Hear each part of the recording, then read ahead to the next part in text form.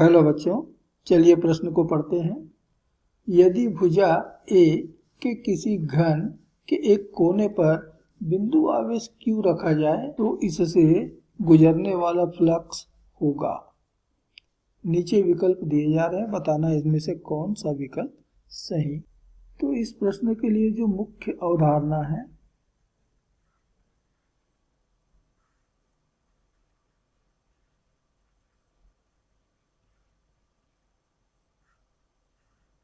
वह है विद्युत फ्लक्स।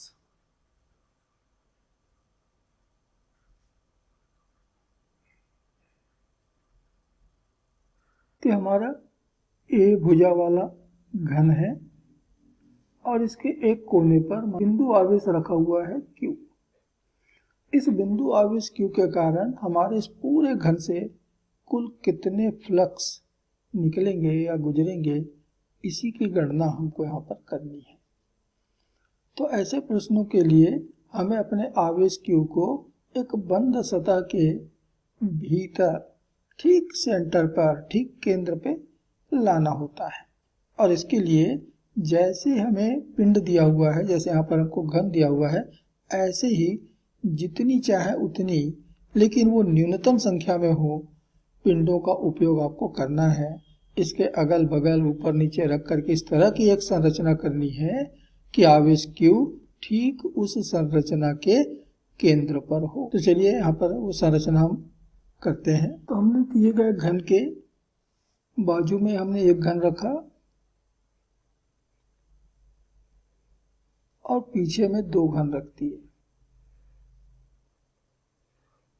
और इस तरह से कुल मिलाकर के चार घन हुए।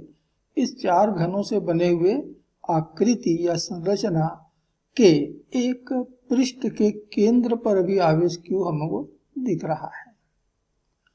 तो यदि हम ऐसे चार घन हम इसके ऊपर रख दें,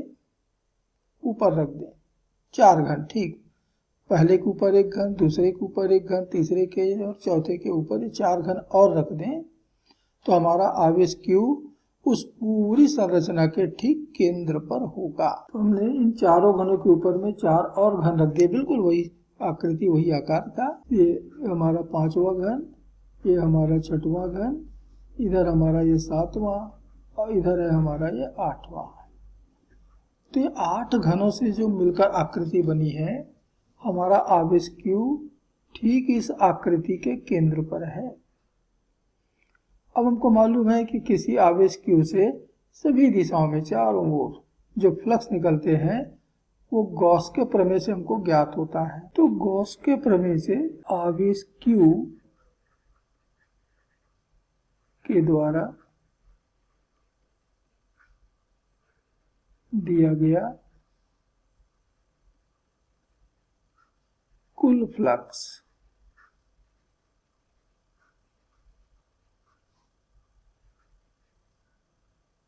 फाई, ये बराबर मिलता है आवेश बटा एप्सिलॉन 0। इतना फ्लक्स ये आवेश Q अपने चारों दिशाओं में दे रहा है, ये सब दिशाओं में दे रहा है। अभी आवेश Q 8 घनों से मिलकर बनी हुई संरचना के केंद्र पर है। तो प्रत्येक घन को, प्रत्येक पिंड को कुल फ्लक्स का 8वां हिस्सा मिलेगा, बराबर बराबर मिलेगा। और इसलिए प्रत्येक घन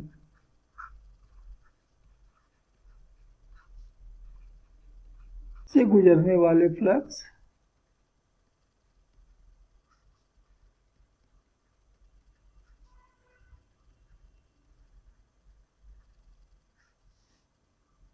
ये बराबर होगा कुल फ्लक्स फाई का 8वां हिस्सा, अर्थात फाई मिला है Q बटा एप्सिलॉन 0 का 8वां हिस्सा, अर्थात Q बटा 8 एप्सिलॉन 0। इतना फ्लक्स सभी घन से होकर के गुजरेंगे, अर्थात हमको दिए गए घन से भी इतने ही फ्लक्स निकलेंगे। तो आवेश Q के कारण हमारे घन को मिलने वाले जो फ्लक्स हैं वह है Q बटा 8 एप्सिलॉन 0। और इसलिए इस प्रश्न का सही उत्तर है विकल्प बी। आशा करते हैं आपको प्रश्न समझ में आया होगा। धन्यवाद।